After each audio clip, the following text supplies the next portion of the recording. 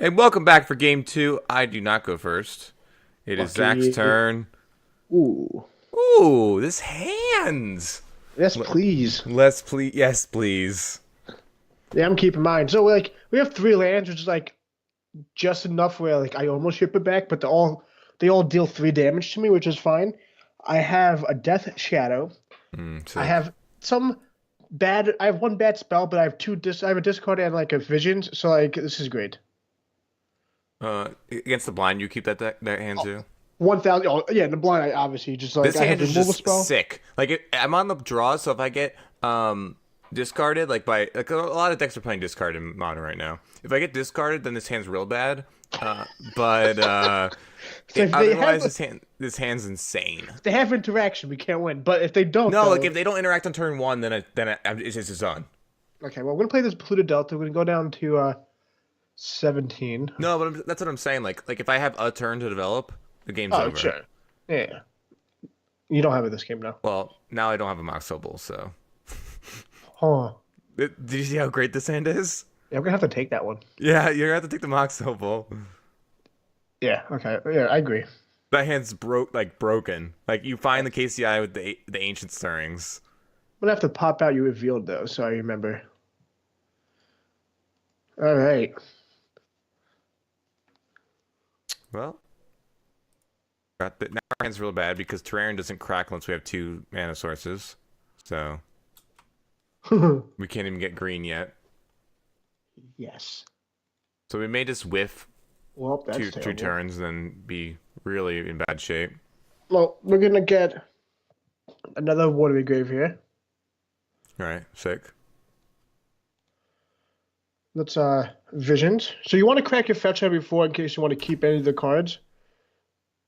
Yeah, these are both fine. Put on top. Put on top. We do another Vision, so we're just gonna Visions again. What? So good. Just selecting your entire deck. Yeah. Okay. So So I don't even know what my opponent's on yet. Like they could be on any. yeah, they could just be on a really greedy Grixis double deck, right? Yeah. The fact that they just playing, but we're gonna have a really good next turn. Oh, I also didn't hit a land or a mox, so Oh yeah, you're dead. yeah, I'm dead. So Can confirm, boys. He's dead. I mean, if I hit a land, I actually was in great shape. Yeah, but you're not. I drew a KCI too, so Did you? yeah, this hand would have been the sickest if that mox double resolved. And this is a huge difference when we're on the play versus the draw with this deck. Oh yeah, we're just really dead. Oh my gosh. I have another fetch on my hand, so yeah. Oh no. Where were you turns ago? Does it matter? So this is actually just how the deck loses. If we hadn't been disrupted with the Mox Opal, the game would probably be over already. I'm not exaggerating. I would be going off turn 3 with that hand. Because Yeah, well, he's Ancient dead. Stirrings finds another land, and then we can find the Ironworks. All right, so he's dead now because we just drew into Street Wraith, Thoughtseize. All right, well, concede. No, you let me have this one. We're gonna I'll let you have it. I'll have 6. we'll take the Ancient Stirrings. All right, sick. The Rovens. And bam! We're going to sideboarding games. Yes! You won one free sideboard. Let's go! Yes! All right. Negative Sideboard 7 time. from 20. One shot. Bam! Bam. We hype. All right, now I can't win, guys. We'll have Z pick the deck next week. And sideboard for me, Zane. We're going to bring in 4 Leyline. Oh. Because the discard is real bad. Because they have the fast clock plus the discard. Plus their discard enables their fast wins with the thought seizes. And also Kolaghan's command making us discard a card is pretty bad as well. So we're going to take out the Glintness Cranes. They're somewhat hard to cast and a little bit clunky. They do help going off, but they're more for the grindy decks than for anything else. Another card from the sideboard, and we need to take out one more card as well. And I actually do think it's Faith's Reward. There's only one Faith's Reward, and it doesn't help that much when going off. It's a key card you can hit, but when you have Ironworks, you can usually find the Trawler.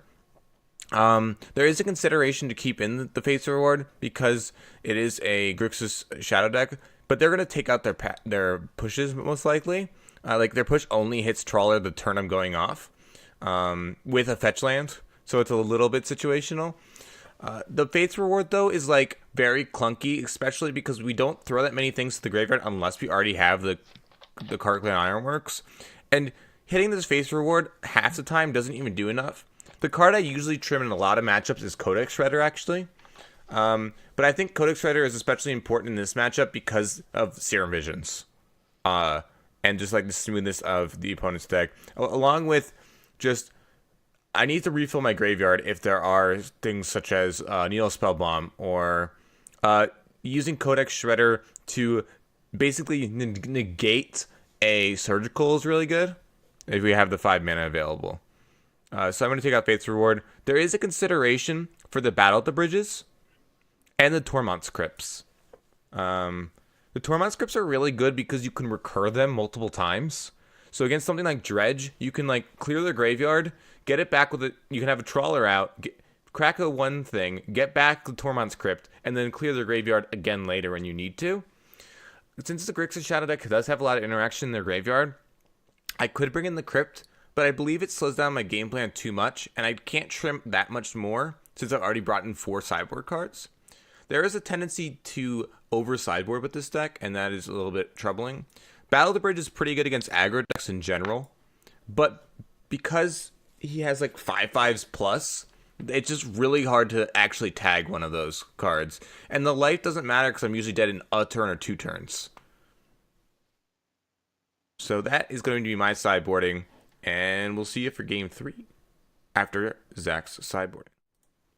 Well, we're here to sideboard against Zane's KCI deck with Grixis Shadow. I don't really know what I'm doing here, so we're going to try to wing this.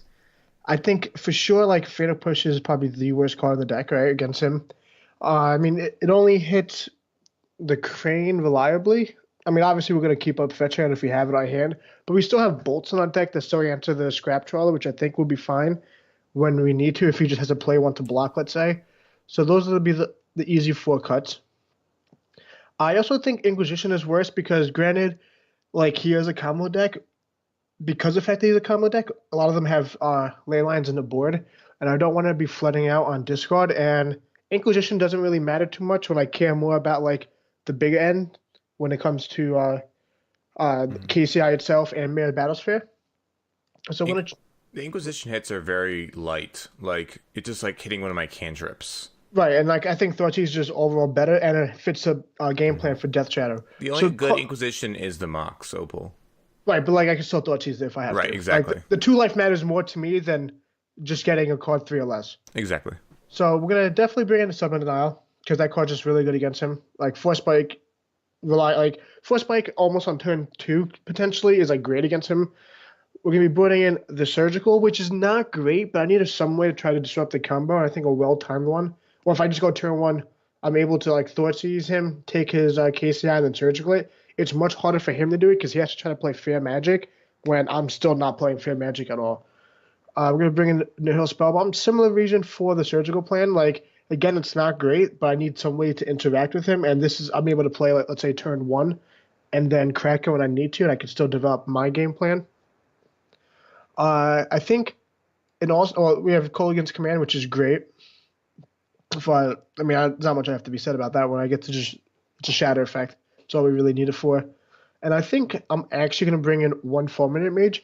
It's another beat stick, and if let's say he has to play like an early Sanctum as his only land, I'm able to tag it, and it's a little bit harder for him to try to find the Emrakul. He has to naturally draw at that point, and he may it's very hard for him to fizzle. But if I have this Trawler out, there's a chance he doesn't find it.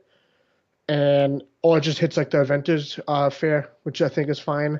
But again, it's not great. I don't really have too much interaction for this, so I think that's the best way I can do to try to like fight it what he's doing. I don't know if it's correct. I think it's good. I think like hitting a key land, especially because I run very few lands, hitting one on like turn 2 is very essential. Especially because Sanctum and Inventor's Fair are just the key of the deck. Right. Like, it's obviously not going to be there to hit like. I don't know what other lands you play besides those, but like besides Aether Hub. Yeah, like I don't care about the Aether Hub because you only need it once essentially. So I think that's like the best way to try to do it. Yeah. But again, I could be wrong, but I don't know.